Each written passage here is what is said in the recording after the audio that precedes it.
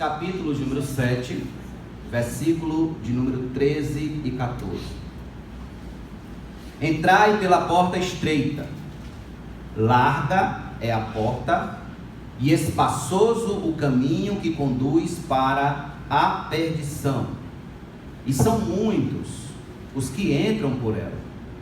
Porque estreita é a porta, e apertado o caminho que conduz para a vida, e são poucos os que acertam com ela. Vamos orar. Deus de toda sabedoria e poder, Deus de graça, Deus de glória, Deus que está assentado no trono dos céus, que governa sobre tudo e todos, eu te rogo, Senhor, nesse instante, que por tuas misericórdias o Senhor nos socorra com o entendimento genuíno da tua palavra, para que tenhamos, ó Deus Todo-Poderoso, mais da tua graça, mais da tua misericórdia e mais da tua sabedoria em nossas vidas. Fala aos nossos corações, Senhor, aquieta as nossas ansiedades neste momento, que possamos tão somente, Senhor, focar no que está escrito, que é a tua palavra, e assim alimentar o nosso coração para cada dia viver mais santos diante de ti. Em nome de Jesus, nós te agradecemos pelo pão do céu que é a tua palavra. Muito obrigado, em nome de Jesus, Pai, e todos nós digamos amém. Amém.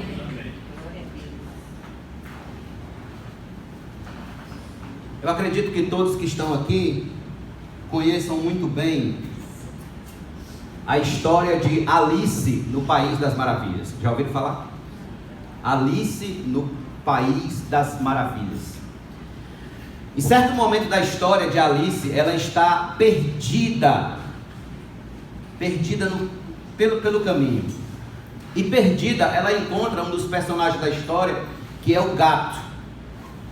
E ao vê-lo, surge o seguinte diálogo entre Alice e o gato. O Senhor pode me ajudar? Diz Alice. Claro, responde o gato. Para onde vai essa estrada? Para onde você quer ir? Pergunta o gato. Eu não sei.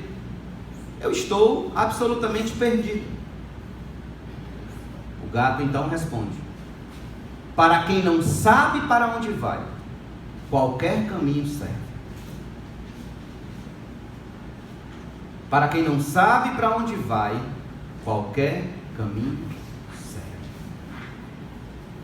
Será se qualquer caminho serve? O Dr. Martin Lloyd Jones, ele disse que o indivíduo que não medita sobre o seu destino final é um insensato.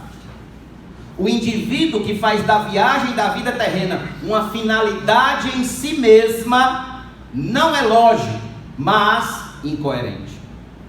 Pois bem, é com o propósito de não nos encontrarmos entre estes indivíduos insensatos e incoerentes, que nunca param para pensar nos seus destinos finais, que nós estamos exatamente considerando esse texto. Nosso Senhor, Ele nos traz a figura de um homem à frente de uma bifurcação. Duas portas, dois caminhos estão à sua frente. Ele tem de tomar uma posição de um deles. Este homem tem, no mínimo, de saber para onde o levará cada um desses caminhos à sua frente. Ele não tem uma terceira opção, uma terceira via. Ele também não tem como ficar inerte, num campo neutro, acreditando que estará seguro para sempre. Não. Há dois caminhos à sua frente, e ele tem de optar por um. E isso é irrevogável. Todavia, antes de qualquer posição tomada, esse homem precisa saber como são esses caminhos. como funciona, o que espera ele ali em algum desses caminhos. No domingo passado, os irmãos vão de lembrar que consideramos detidamente o que significa cada porta e cada caminho. Nós consideramos aqui as exigências feitas de cada caminho e a forma de se permanecer neles. Hoje, nós queremos considerar o ponto mais sensível apenas do versículo 13, que nós acabamos de ler. Nós consideraremos a partir de agora justamente o fim a que conduz a porta larga e o caminho espaçoso. Por isso que você não pode perder essa mensagem de hoje, e nem a de domingo que vem, porque na de domingo que vem nós estaremos tratando sobre o destino a que leva a porta estreita e o caminho estreito. Mas hoje nós vamos nos focar aqui no versículo 13. Veja comigo o versículo 13 que diz: entrai pela porta estreita. Aí Jesus completa: larga é a porta e espaçoso o caminho que conduz para a perdição, e são muitos os que entram por ela. Observe, a porta e o caminho largo são o estilo de vida fora da vontade de Deus, o estilo de vida que não reconhece e nem se compromete com Cristo como seu Senhor e seu Salvador. Qual é o ponto de reflexão aqui? O ponto de reflexão aqui é o destino a que esse caminho espaçoso, essa porta larga conduz. Nosso Senhor quis deixar isso bem destacado, que seguir por este caminho espaçoso é seguir a destino da perdição, da condenação eterna. Inúmeros são os que estão caminhando neste caminho largo, sem parar um só instante para meditar e refletir onde esse caminho vai dar, onde tudo isso vai parar com as suas vidas. Estão como Alice, perdidos, querendo achar um caminho. Claro, meus irmãos, que o caminho largo, que a porta larga, ela é bem mais atrativa para nosso coração caído. Claro que ela é muito mais encantada. Sabe por quê? Porque nesse caminho largo, por exemplo, os jovens encontram satisfação sexual fora do casamento e ninguém diz nada. Nessa porta larga se encontra entretenimento sem limite, cúmplices de nossas rebeldias, amigos de farras, colegas de aventuras carnais. Nesse caminho espaçoso, os homens de meia idade encontram o fulgor do adultério, a soberba da conquista material, o orgulho acadêmico, a ostentação da luxúria sem reprovação de ninguém. Nesse caminho largo, para vocês terem uma ideia, os mais velhos são levados a crer que devem sempre agir como rapazinhos e como mocinhas, se vestindo como rapazinhos, como mocinhas, namorando meninas novas, meninos novos, dando uma de garotão, de boizinha, como se diz aqui. Nesse caminho largo, é esse estilo de vida que se torna muito mais atrativo para o nosso coração pecaminoso. Nesse caminho, ninguém é levado a considerar, a pensar, a ponderar sobre o seu fim, sobre o final dessa caminhada, do que lhe aguarda lá no final da estação. Simplesmente está todo mundo caminhando e caminhando e caminhando, e como canta lá o pagodeiro, deixa a vida me levar, vida leva eu. O que vale no caminho largo é o aqui e agora. É assim que muitos pensam lá. A preocupação dessas pessoas é apenas com os prazeres sentidos durante o caminho. Tudo que for contra as emoções, contra as alegrias pecaminosas, contra as satisfações carnais, é absolutamente descartado. Aos olhos do mundo não há nada de errado.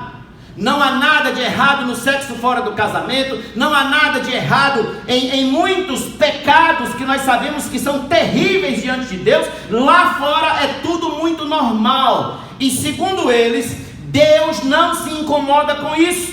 Afinal de contas, Deus é amor. E como Deus é amor, Deus quer apenas que nós sejamos felizes. E isso é um ledo engano. Porém, é isso que nós temos no caminho lá.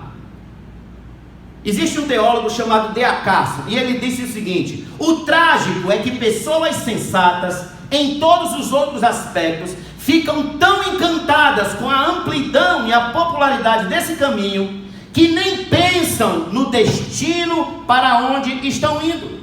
Nem pensam.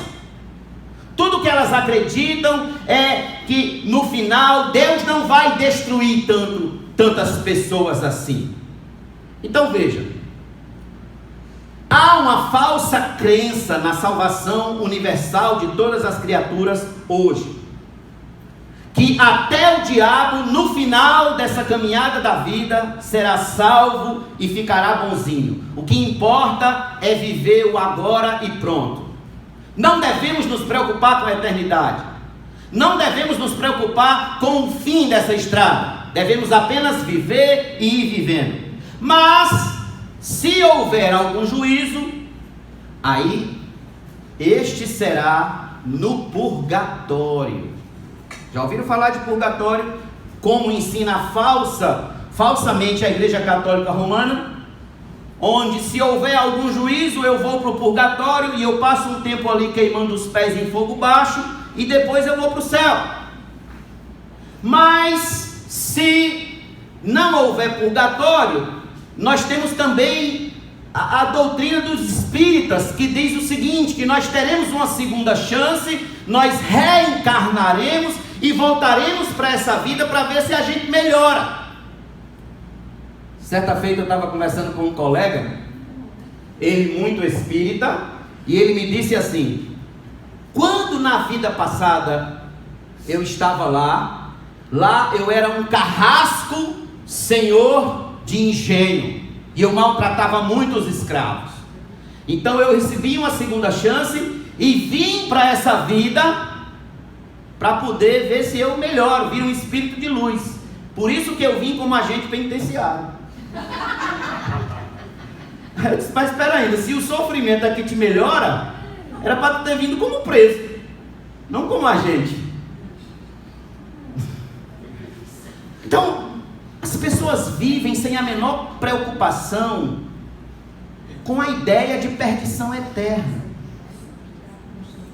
O apóstolo Paulo disse que os homens deste caminho largo, na prática de suas obras más, não somente as fazem, como aprovam os que assim procedem. Jesus também disse que os homens lhe rejeitam porque amam mais as trevas do que a luz, porque as suas obras são más. João 3,19.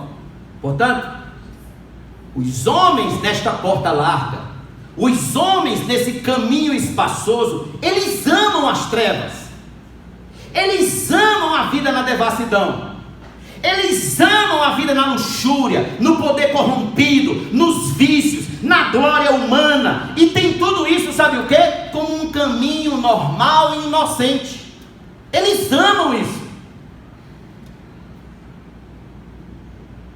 Há muito tempo atrás, eu fiz um curso de missões e de evangelismo. E lá nesse curso de missões, nós fomos ensinados que os homens estavam no mundo agonizando em pecado, tristes, agonizando, tudo que eles queriam um salvador. Quer nada! Eles amam o pecado, eles amam a devassidão, eles amam aquilo mesmo, eles estão lá porque gostam. E se Deus não vier até eles e salvar o coração deles, eles vão continuar lá, como tapuru numa bicheira. Gostam. Como urubu na carniça. Gostam. Que é da nossa natureza gostar do que não presta. Todavia, o que os homens acham de normal e inocente, o final desse caminho largo, o final dessa porta larga que parece tão normal, tão natural, tão puro, inocente, ouça isso, o final é o juízo de Deus, é a ira de Deus, é a condenação eterna, é a perdição eterna. É o final desse caminho lá.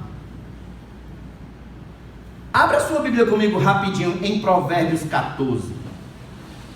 Veja o que o sábio disse aqui para nós. Provérbios 14.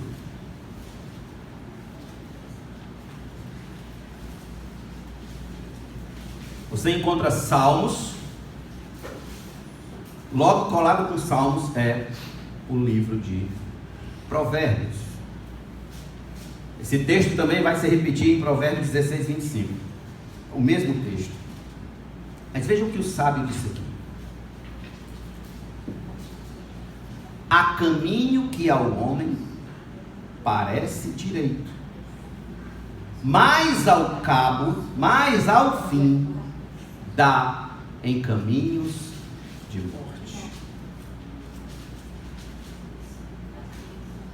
Porta larga, o caminho espaçoso, tudo parece muito inocente, muito normal, mas ao final são caminhos de morte. O que Paulo disse aqui em Romanos capítulo 6? Romanos capítulo número 6. Esse texto é clássico.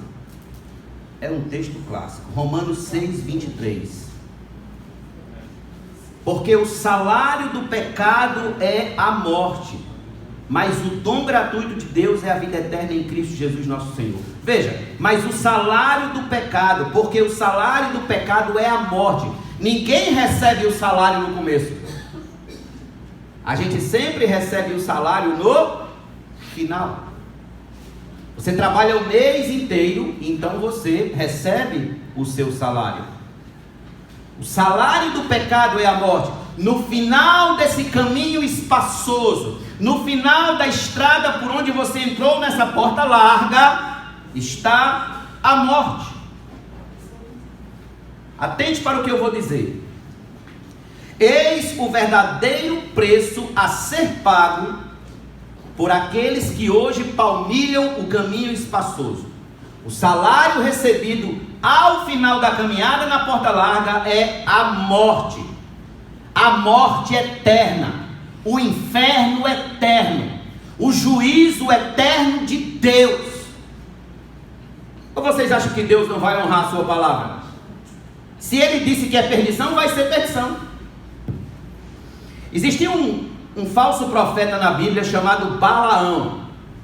Balaão, ele foi contratado por Balaque, rei dos Moabitas, para amaldiçoar a Israel. E quando ele estava profetizando para amaldiçoar Israel, ele fez o seguinte pedido. Abra sua Bíblia comigo em Números 23. Coloque seus olhos sobre esse texto, por favor. Números, capítulo 23.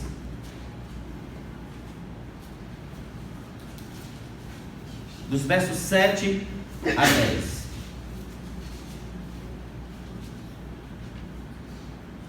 Números é o quarto livro da Bíblia. Gênesis, Êxodo, Levítico, Números. Números 23. Nós vamos ler dos versos 7 ao verso de número 10. Números, fica bem no começo da Bíblia, irmãos. Você pega de Gênesis, aí vem Gênesis, Êxodo, Levítico, Números. Viu? Capítulo 23, versículos 7 a 10. Então proferiu a sua palavra e disse: Balaque me fez vir de Arã, o rei de Moabe, dos montes do Oriente. Vem, amaldiçoa-me a Jacó e vem, denuncia a Israel. Como posso amaldiçoar a quem Deus não amaldiçoou? Como posso denunciar a quem o Senhor não denunciou?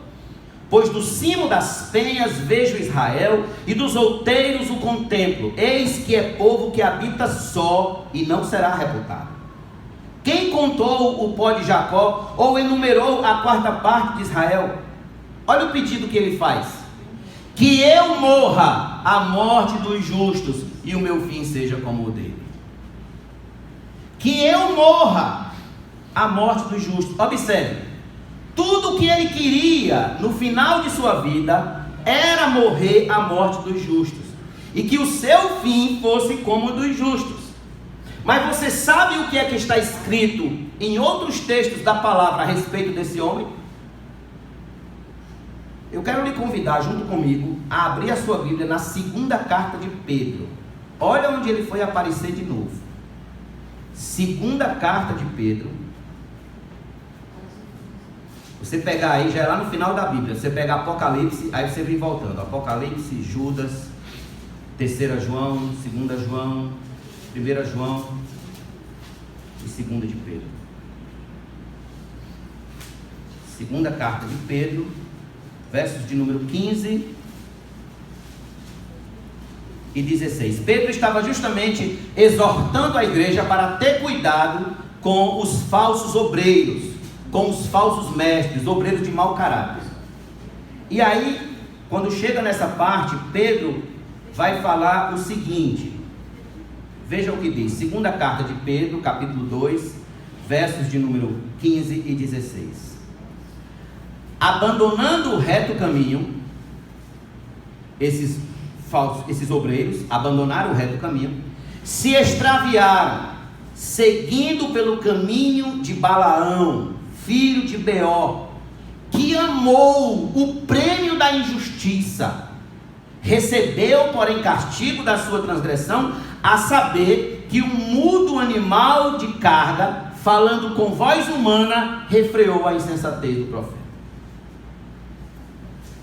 A jumenta a falar com ele foi juiz de Deus, certo?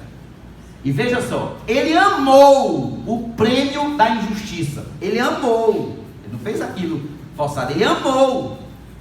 Agora vá para a carta de Judas. Pode seguir adiante aí como quem vai para Apocalipse. É nessa mesma reta.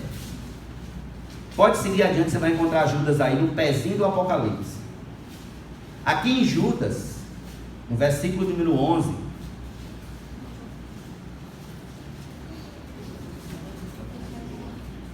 olha o que Judas fala que existia no espírito, no coração de Balaão.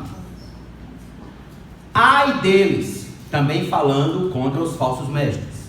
Ai deles, porque prosseguiram pelo caminho de Caim. Lembram de Caim? Matou seu irmão, homicida. E movidos de ganância, se precipitaram no erro de Balaão e pereceram na revolta de Corá. Olha como esse homem é tratado agora, como ganancioso.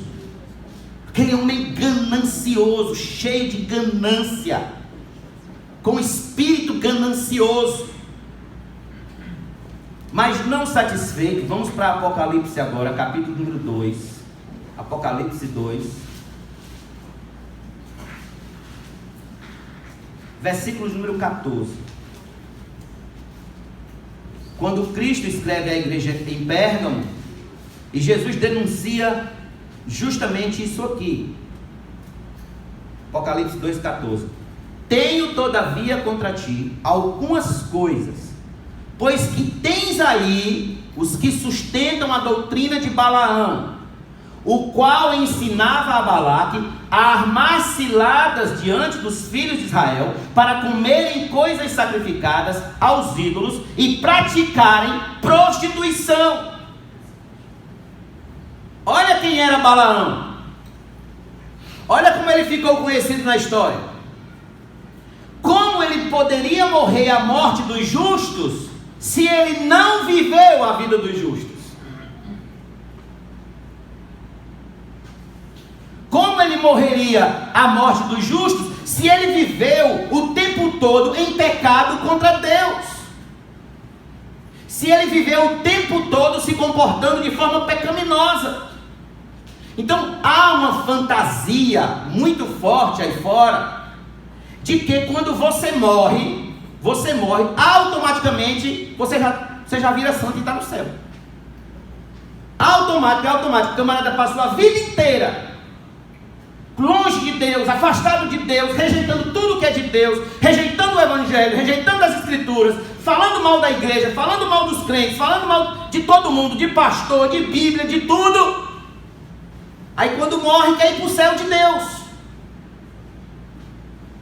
Quando morre quer estar entre os justos. Como é que estará entre os justos? Se ele não viveu como um justo. Como é que esse homem vai conseguir nos céus se comunicar com Paulo, por exemplo? Que conversa um homem desse vai ter com Pedro? Com João?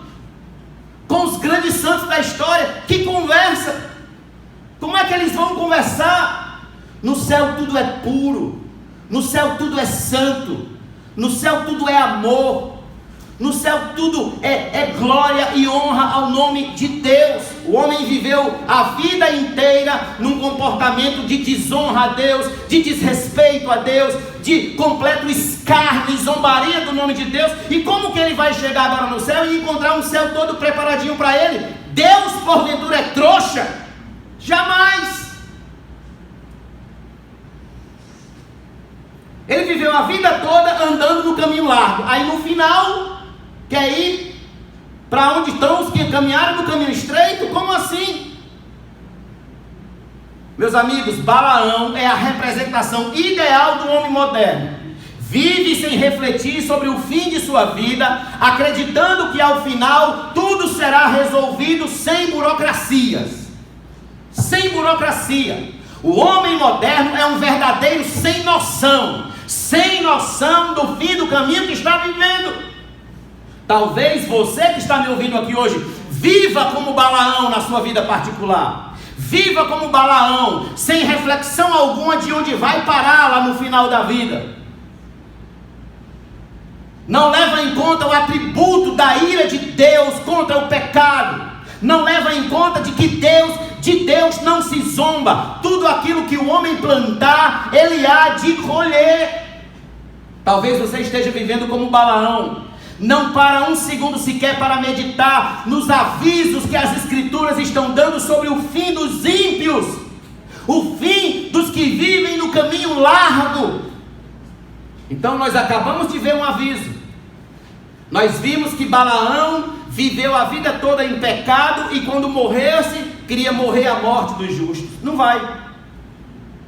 Não vai.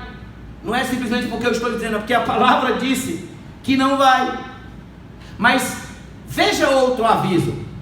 Veja outro aviso das Escrituras, para que você se livre da ira de Deus, do juízo de Deus sobre a sua vida. Abra sua Bíblia comigo em Lucas, capítulo número 16.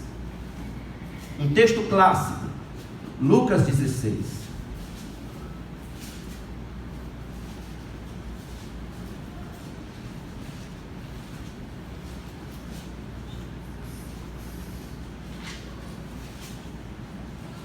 Lucas 16, do verso 19 em diante.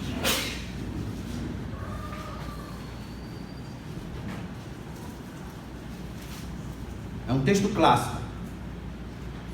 Veja do versículo 19. Ora, havia certo homem rico que se vestia de púrpura e de linho finíssimo, e que todos os dias se regalava esplendidamente. Havia também certo mendigo chamado Lázaro, coberto de chagas, que jazia à porta daquele, e desejava alimentar-se das migalhas que caíam da mesa do rico. E até os cães vinham lamber-lhes as úlceras.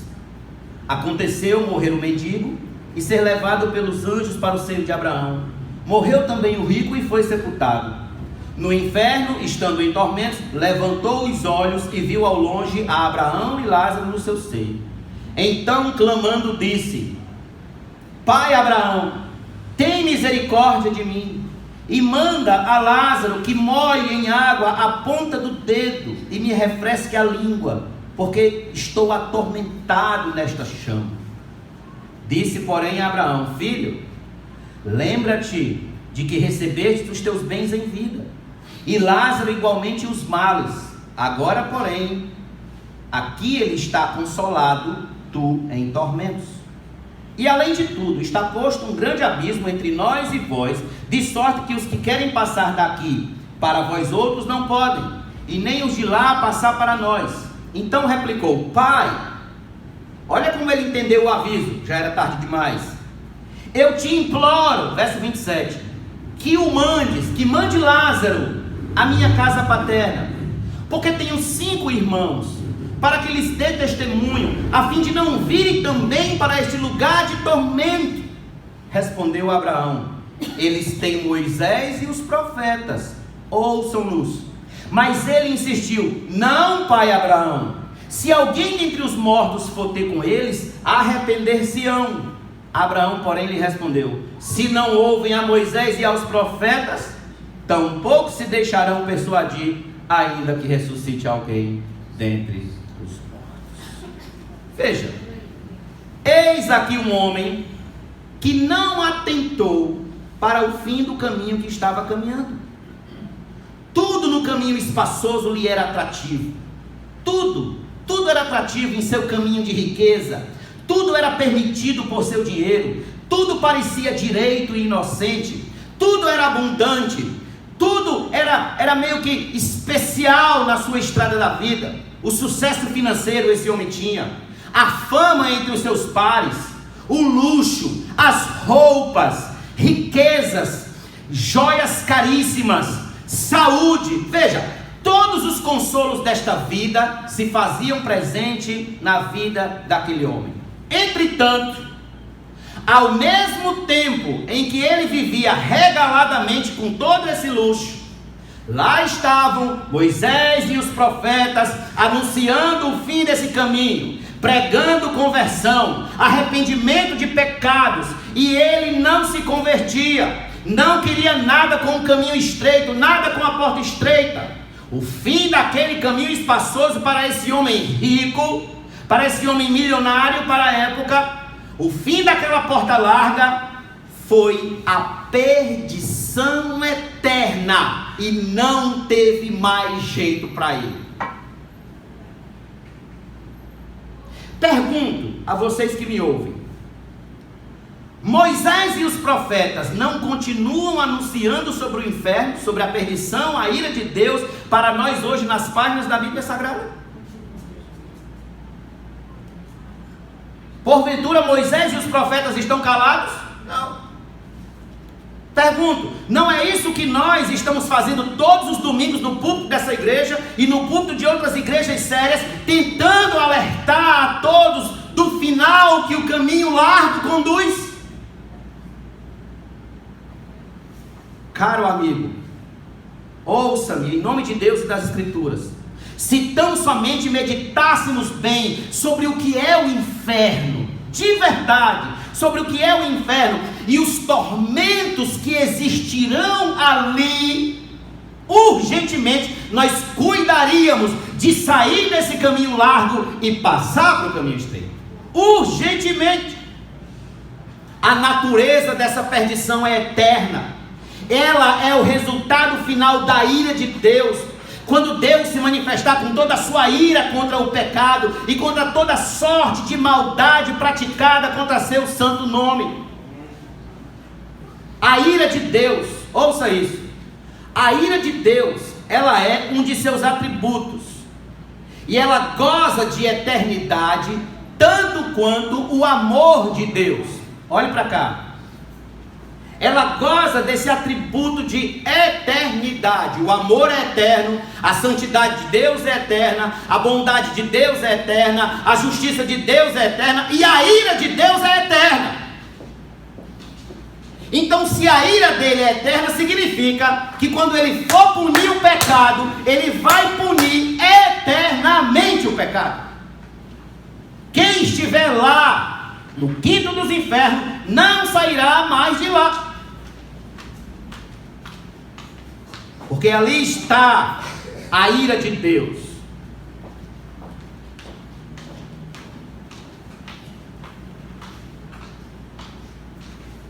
Ouça o que eu vou dizer.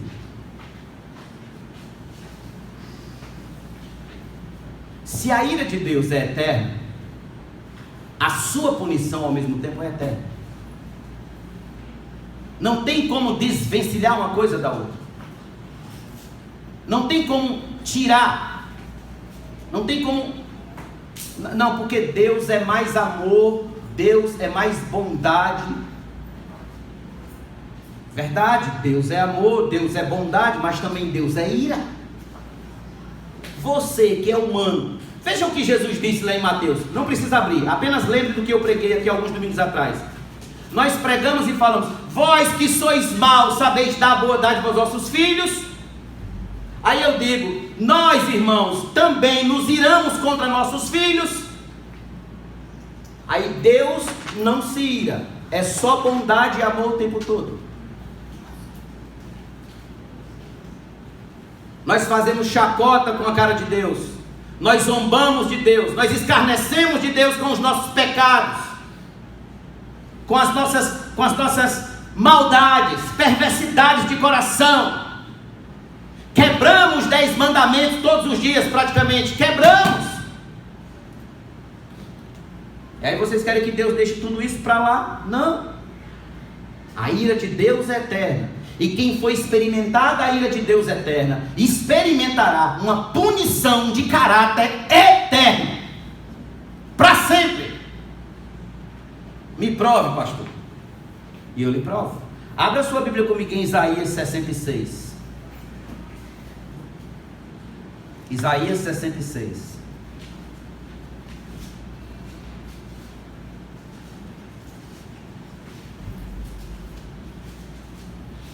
Versículo de número 24. Isaías 66, verso de número 24. Eles sairão e verão os cadáveres dos homens que prevaricaram contra mim. Contra mim aqui é o Senhor que está dizendo isso, que prevaricaram contra o Senhor. Porque o seu verme nunca morrerá, nem o seu fogo se apagará, e eles serão um horror para toda a carne. Olha a descrição do inferno: os que prevaricaram contra o Senhor, os que viverem em desobediência, os que viverem em rebeldia contra Deus. Olha o final deles: estarão lá naquele lugar onde o verme nunca morrerá e nem o seu fogo se apagará. Isso é terrível, irmãos. Agora dê um salto comigo para o livro de Marcos, o Evangelho de Jesus Cristo segundo escreveu Marcos, capítulo número 9. Marcos 9. A gente não pode, irmãos, ouvir sobre a ira de Deus e não tremer. A gente não pode pôr os nossos olhos sobre esse texto e achar que tudo isso aqui é uma fantasia, porque não é. É um fato. Deus disse, e o que Deus disse está dito. Marcos 9, verso de número 43 e 44. Marcos 9. E se tua mão te faz tropeçar, corta, pois é melhor entrares maneta na vida do que, tendo as duas mãos, ires para o inferno. Veja, para o fogo inextinguível, onde não lhes morre o verme, nem o fogo se apaga. Lá no inferno não morre o verme e nem o fogo se apaga. Aqui em Mateus, venha comigo para Mateus capítulo número 25. Jesus começa a falar sobre o grande julgamento, onde ele separará as ovelhas dos bodes.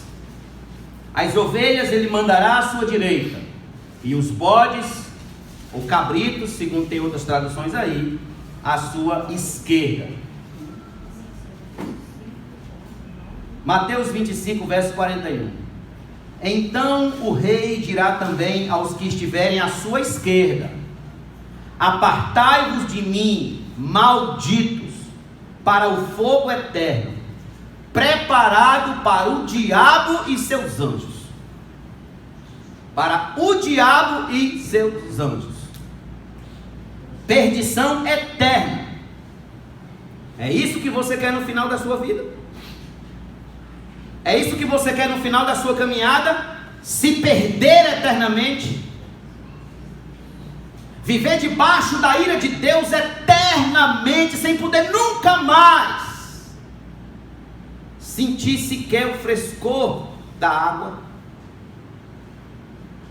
O inferno foi preparado para o diabo e seus anjos. Existe um pregador americano, já morreu, ele era do século XVIII, chamado Jonathan Edwards. Irmãos, eu li um sermão desse homem com o título O Céu, Universo de Caridade e o Amor. Eu li um sermão desse homem, eu li esse sermão, aliás. E a primeira vez que eu li esse sermão, irmãos, eu tremi. Eu tremi quando ele começou a descrever o inferno. Quando ele começou a de fato dizer como é que vai ser o inferno, segundo o que a gente conhece. E eu copiei um trecho desse livro que diz o seguinte: veja ele descrevendo o inferno. Olha como ele descreve o inferno, preste atenção. Tudo no inferno é odioso. Ali não existe um só objeto que não seja odioso e detestável, horrível e aversivo. Ali não se vê sequer uma pessoa ou coisa que seja deleitoso ou gracioso. Nada que seja puro, ou santo, ou aprazível. Mas tudo ali é abominável e repelente.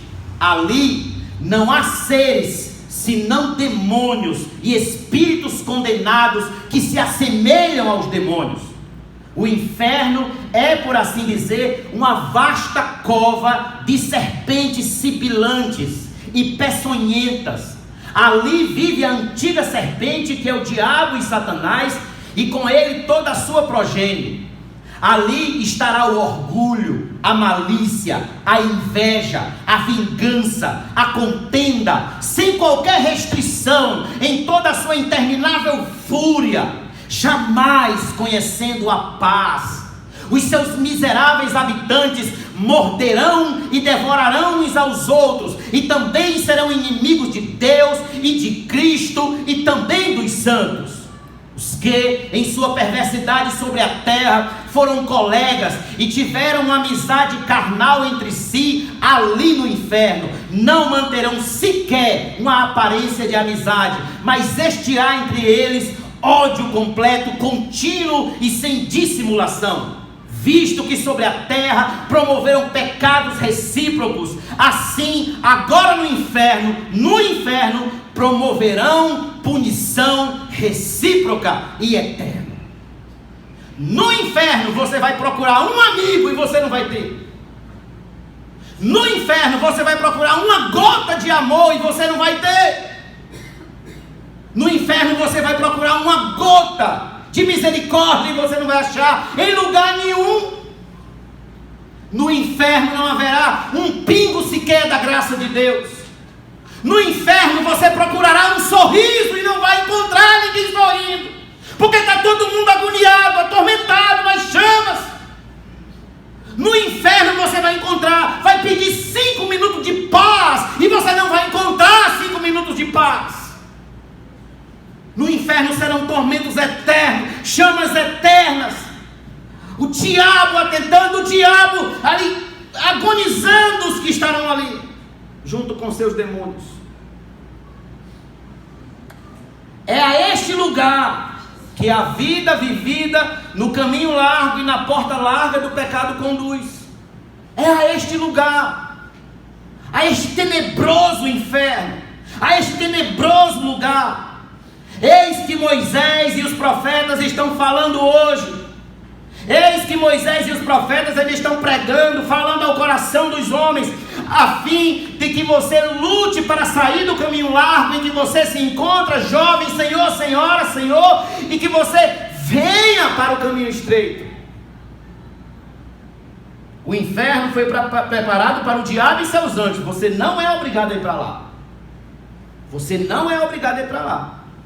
Cristo alertou dizendo que muitos são os que acertam com a porta larga e com o caminho espaçoso. Entretanto, você não é obrigado a estar entre esses muitos. Sabe aquele ditadozinho que a mãe da gente dizia quando a gente era criança? Você não é todo mundo. Mas todo mundo vai, mas você não é todo mundo. Né? Eu já ouvi muito. A mãe que eu digo, tá? Você não é todo mundo. Então ouça, meu amigo, você não é todo mundo, você não é obrigado a ir para o inferno só porque a massa está indo, porque uma multidão está indo para lá. Não! Rompa com isso, pare com isso. Você quer iniciar o próximo ano andando ainda pelo caminho espaçoso, mesmo sabendo a partir de hoje o fim que ele vai dar? Eu pergunto a você, responda com toda sinceridade: todos os seus projetos para 2020 estão de acordo com a porta larga ou com a porta estreita? Você quer continuar seguindo como cantou AC/DC, a CDC, numa autoestrada para o inferno? O que eu faço, pastor? O que eu faço? Jesus disse, versículo 13: entrai pela porta estreita. Entre enquanto é tempo. Pergunto, o que é que você ainda está fazendo fora da porta estreita? O que é que você ainda está fazendo dentro desse caminho largo? O que é que você ainda está fazendo? Arrependa-se dos seus pecados, confesse com a sua boca e creia no seu coração que Jesus é Senhor absoluto. Se comprometa diariamente em viver a sua vida para Ele, em desgastar o seu restinho de vida que você ainda tem para Ele, e assim esteja firme no caminho estreito. Mas, de repente, alguém diz: bem, pastor, esta mensagem não é para mim. Esta mensagem não pode ser para mim, porque eu já saí do caminho largo, eu já entrei pela porta estreita, já fui batizado, eu já participo da mesa da ceia, já sou crente. Bem, glória a Deus se essa for a sua realidade, graças a Deus por isso. Mas se essa é a sua realidade de fato, então guarde o que Paulo falou. O que foi que Paulo falou? Abra sua Bíblia comigo em 1 Coríntios capítulo 10.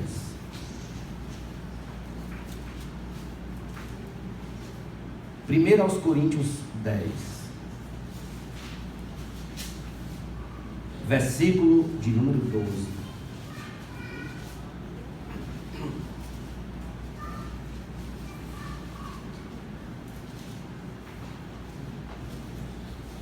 Aquele, pois, que pensa estar em pé, veja que não caia.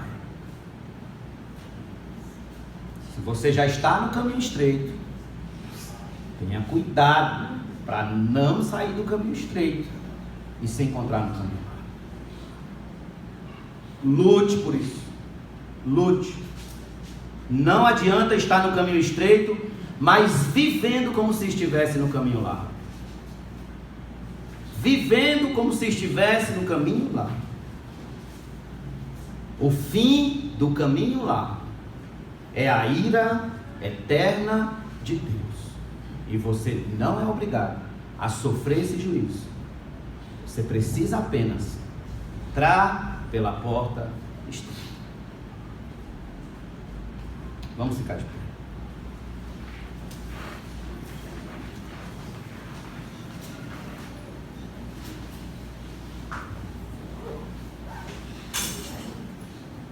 Se essa mensagem falou ao seu coração e você quer conversar a respeito da sua salvação, me procure logo após o final e nós conversaremos.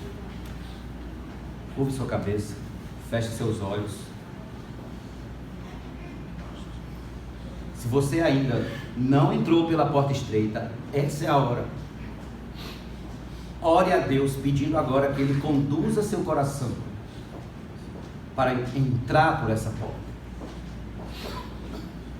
E se você já é crente, peça ao Senhor mais firmeza na sua alma, para você jamais abandonar essa querida e amável porta estreita. Essa maravilhosa e especial porta estreita. Bendito